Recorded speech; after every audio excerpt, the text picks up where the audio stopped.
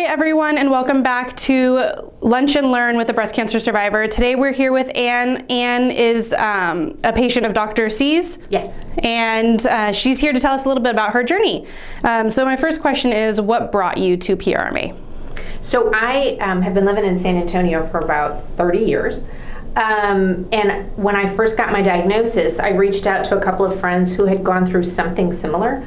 And they both recommended PRMA. So I started there, started doing my research. I used to work in healthcare, worked for 25 years for a large healthcare system. So I went through all of my contacts, and every contact brought me to see PRMA. So, I mean, it was very reassuring that we had this incredible resource right here in San Antonio.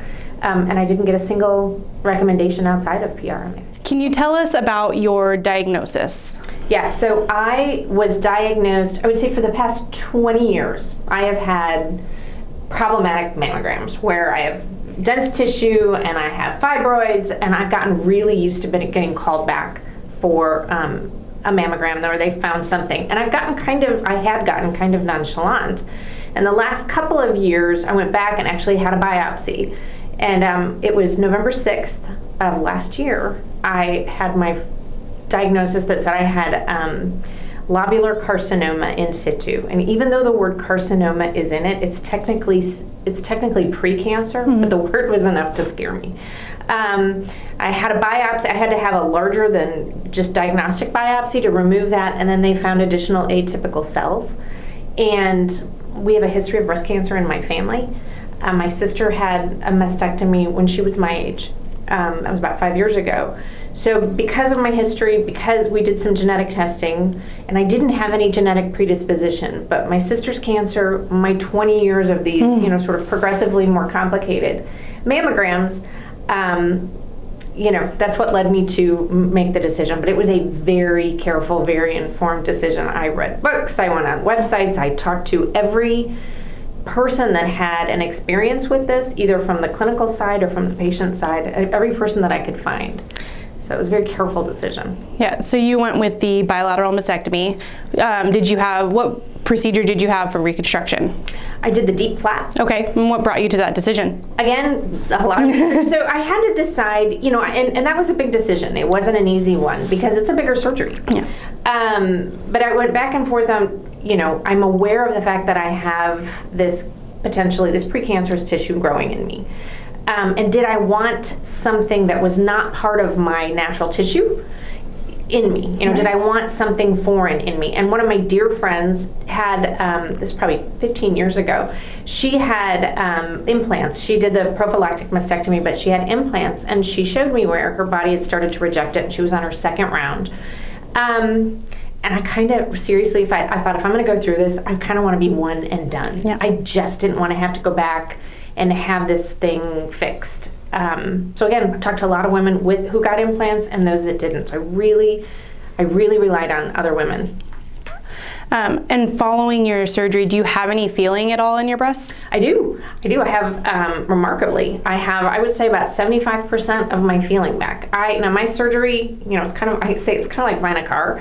You go through all the questions do you want in terms of where do you want your scar? Do you want to keep your nipples? Not. Some of these things are choices, some of them aren't. So I was kind of prepared not to have much sensation, and I have, like I say, about 75%, maybe 80% sensation. And I have more this month than I did 2 months ago, so I may still get more back. Progressively getting more and more. Mm-hmm. And what was your pain level like following surgery? So that was kind of remarkable. I went into surgery very nervous, just because it sounded like such a huge surgery. But I was uncomfortable, but I was never in pain. Never in pain. I think they had, and I also never took the big drugs. I never was on an opioid, which that just kind of blew me away. Yeah. They had this cocktail that they gave me it was extra strength Tylenol, gabapentin, and then one other drug, I can't remember. Oh, Celebrex. So I wasn't super foggy, and I was kind of uncomfortable, but I was not in pain. So I would say it was very low. My actual pain level was low. So I would say my care was outstanding. I worked with Denise regularly, and I just loved the way she worked with my husband and I, because she kind of treated us like peers, where she didn't, she kind of just basically said, here, I'm here to educate you on what you're facing and the decisions that you're going to have to make. She never tried to steer us in one direction or the other. And she really prepared me for then my first meeting with Dr. C, who was all compassion, very informed, but so kind and so compassionate. And again, he didn't try and push me one way or the other. I came back a couple of times because I'd have a couple more questions, and Denise would say, you know what, I think you need to meet with Dr. C. It sounds like that's a question for him. And once I made my decision, I felt like it was my decision. Oddly, it was an incredibly empowering process to say, I'm going to do this before I get cancer. Yeah. I am going to do this to change the trajectory of what my body, the path my body is on. And that's something I didn't expect. Then for surgery, the first and the second surgery, he was all, just comes in, good, hello, sunshine. He kind of does that. He's just a very positive guy. And, I just felt, and I also felt like I got great care from the DIEP nurses. Yeah. So, I have, and the other thing is y'all have a nurse navigator who calls regularly just to check in and say, are you getting the information you need? Can you tell us anything about your experience that we can improve? Is there anything else, any other help? And we did this in a pandemic. Yeah. And I still felt like I had incredible support. And why would you recommend PRMA to anyone, or have you recommended PRMA to anyone? It's funny, I never expected to be kind of a patient advocate person, but I've kind of become that informally.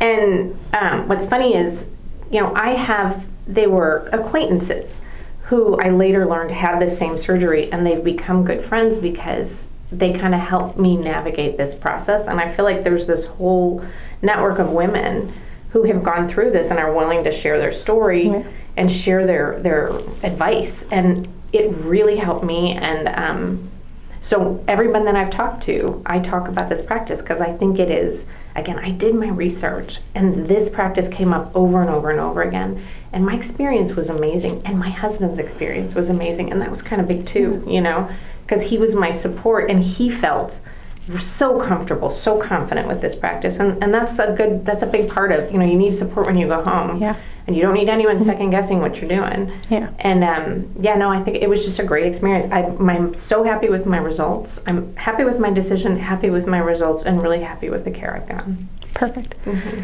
Well, that's all the questions I have for today. Thank you so much again for being with us. If you have any questions, please leave those in the comments below. That way we can ask any further patient advocates or anyone, and we can reach out to you and get those questions answered. I hope you have a great rest of your day. Thank you for being with us for Bra Day. You're welcome. Thank you.